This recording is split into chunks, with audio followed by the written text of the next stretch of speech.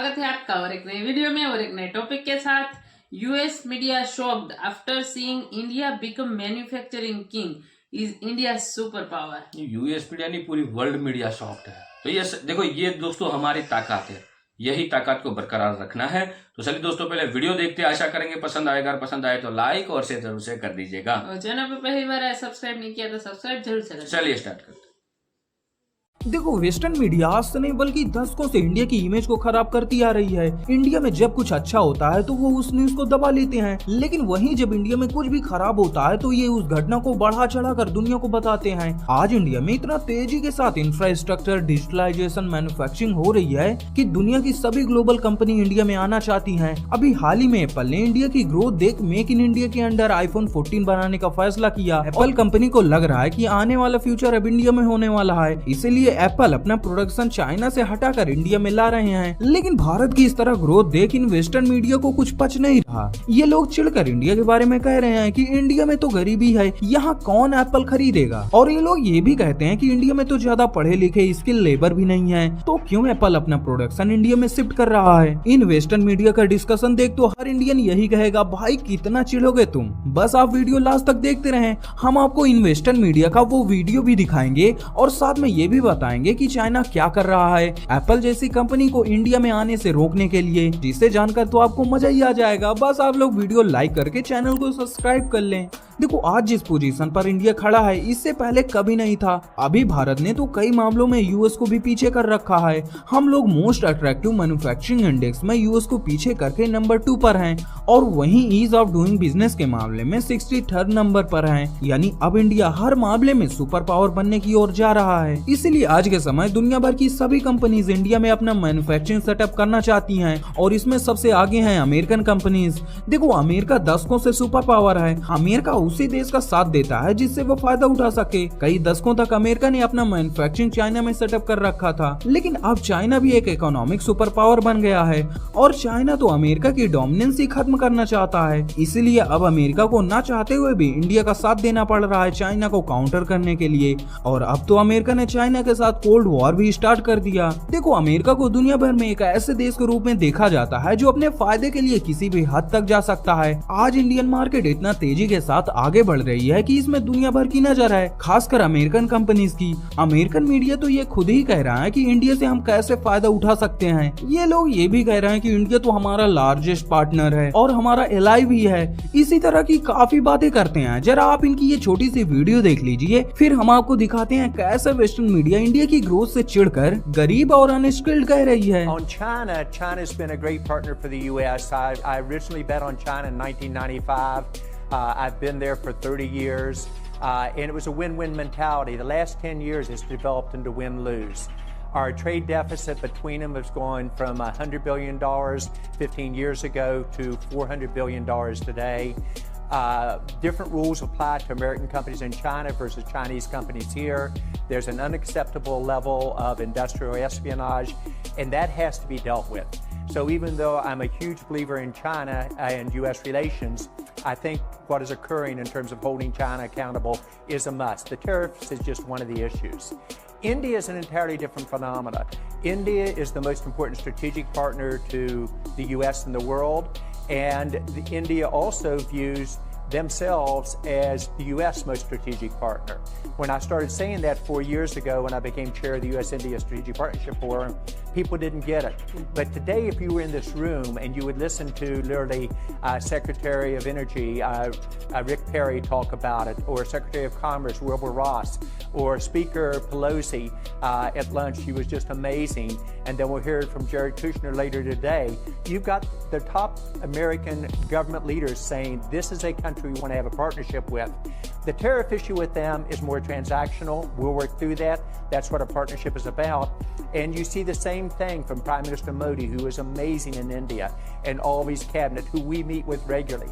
So fast forward for your investors listening, If you're betting on one country outside the US for GDP growth over the next decade, double down on India. देखो ये बात तो American media भी accept कर रही है कि कुछ साल तक चाइना उसका सबसे अच्छा पार्टनर था, लेकिन आज के समय वही चाइना जब अपने पैरों पर खड़ा होकर अमेरिका के सुपर पावर का ताज छीनना चाहता है तो अमेरिका चाइना को अपना दुश्मन बना दिया और चाइना के साथ ट्रेड वॉर शुरू कर दिया। लेकिन कुछ भी हो, इससे इंडिया को काफी ज्यादा फायदा हो रहा है। आज के समय हम लोग दुनिया की सबसे आबादी वाला देश बन गए, हमारे पास आज दुनिया में सबसे ज्यादा वर्क फोर्स है, इसीलिए एप्पल जैसी कंपनी इंडिया की ग्रोथ और ट्रेड वॉर के चलते अपना प्रोडक्शन इंडिया में शिफ्ट कर रही है। पिछले साल एप्पल ने इंडिया में लगभग $7 बिलियन के एप्पल प्रोडक्ट बेचे थे, जो कि काफी बड़ा अमाउंट है, पर ये खाली 4% मार्केट से ही आया है। यानी इंडिया के स्मार्टफोन यूजर में खाली 4% लोगों के पास ये एप्पल का प्रोडक्ट है।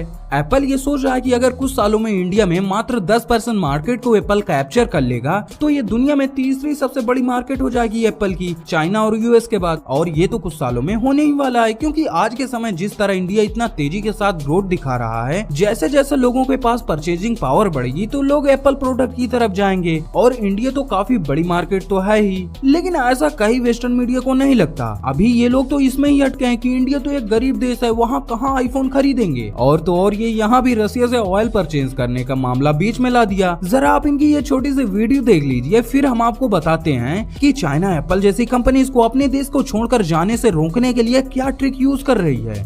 While Apple may be betting big on India, only a handful of U.S. companies have found success in the country over the last decade.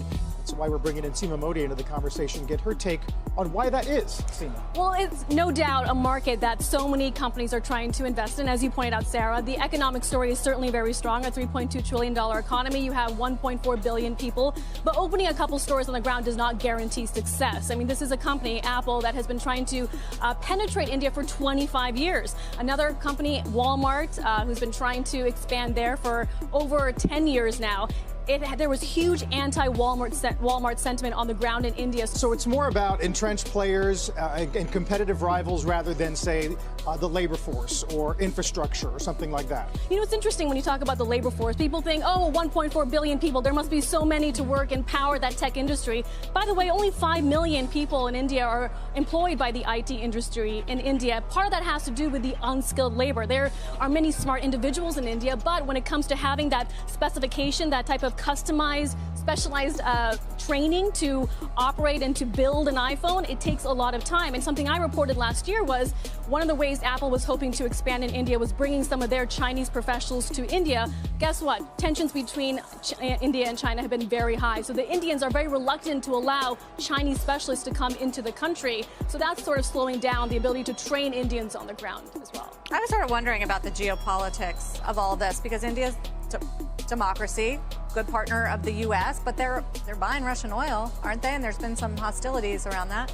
It's interesting how we criticize certain countries for buying Russian oil, but when it comes to India, because they're so important to our foreign policy, seen as an ally, a way to counterbalance China's presence in Asia, that so far we haven't seen major or strong statements from Washington on India continuing to buy what they, is cheap oil. They have 1.4 billion people. They need to be able to give them the energy they need, would be their response. देखो, जैसे American media बढ़ा चढ़ाकर कह रही है ना कि India में तो स्किल लेबर भी नहीं है, इसीलिए चाइना से इंजीनियर को इंडिया में ट्रेनिंग देने के लिए बुलाया जा रहा था। इतना भी नहीं है। हाँ, इंडिया में काफी अंडर स्किल्ड लोग हैं, बट इंडिया में स्किल्ड इंजीनियर की भी कमी नहीं। हम लोग आज के समय दूसरे देशों के मुकाबले कहीं ज्यादा आईटी सर्विस बाहर के देशों को देते हैं। इसलिए आज मीडिया चाहे जो भी कहे, लेकिन सच्चाई यही है कि इंडिया में वर्ल्ड की कई कंपनीज इन्वेस्ट कर रही हैं। खासकर कई कंपनीज चाइना से निकलकर इंडिया शिफ्ट हो रही हैं, पर इसमें सबसे ज्यादा भड़का दिख रहा है चाइना। जाहिर सी बात है, अगर कोई देश से कोई बड़ी कंपनी जाएगी तो उसको आर्थिक नुकसान तो होगा ही। इसलिए आज चाइना कई कंपनीज को वार्निंग दे रहा है। जैसे टेस्ला ने जब अनाउंस किया था कि वो अपना प्रोडक्शन दूसरे देश में शिफ्ट कर देंगे, तो चाइनीज गवर्नमेंट ने टेस्ला पर प्रेशर बनाया, जिसके सामने टेस्ला कंपनी झुक गई।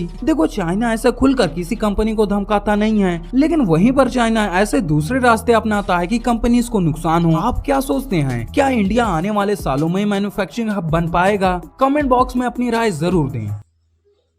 थैंक यू दोस्तों, वीडियो को यहाँ तक देखने के लिए। और ये बात सही है, हमारा देश मैन्युफैक्चरिंग पावर में बहुत ही आगे बढ़ रहा है, देश ताकतवर बन रहा है, इकोनॉमिकली स्ट्रांग हो रहा है। तो उसके साथ हमें साथ मिलकर चलना पड़ेगा।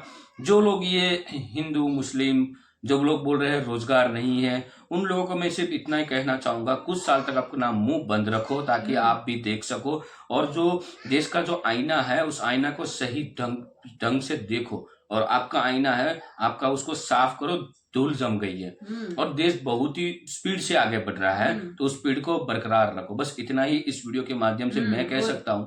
और हमारे नरेंद्र मोदी जी जब आए थे मतलब पीएम के पद पर, तब से उन्होंने उसका एक ही सूत्र, made in India make in India, मतलब हमें सब चीजें जो भी हमारी जरूरत की वो सब इंडिया में ही बनानी है। नहीं, वो तो मोदी जी हमारे यहाँ यानी कि गुजरात में जब वो मुख्यमंत्री थे तभी कहते थे कि यार हमको वहां पे जाने की क्या जरूरत है, हमें उसके पास भीख मांगने की क्या जरूरत है, हमारे देश में इतनी ताकत है कि वो लोग हमारे देश की लाइन पे वीजा के लिए खड़े होने चाहिए। ये मोदी जी का सपना था, वो सपना कहीं ना कहीं पूरा हो चुका है और आगे हम बढ़ रहे हैं। बाकी दोस्तों वीडियो आपको कैसी लगी कमेंट में लिखकर आप हमें जरूर बताएगा। फिलहाल हम आपसे विदाई ले रहे हैं, लेकिन मिलते हैं और एक नए वीडियो में आपके साथ। टिल देन जय हिंद, जय भारत।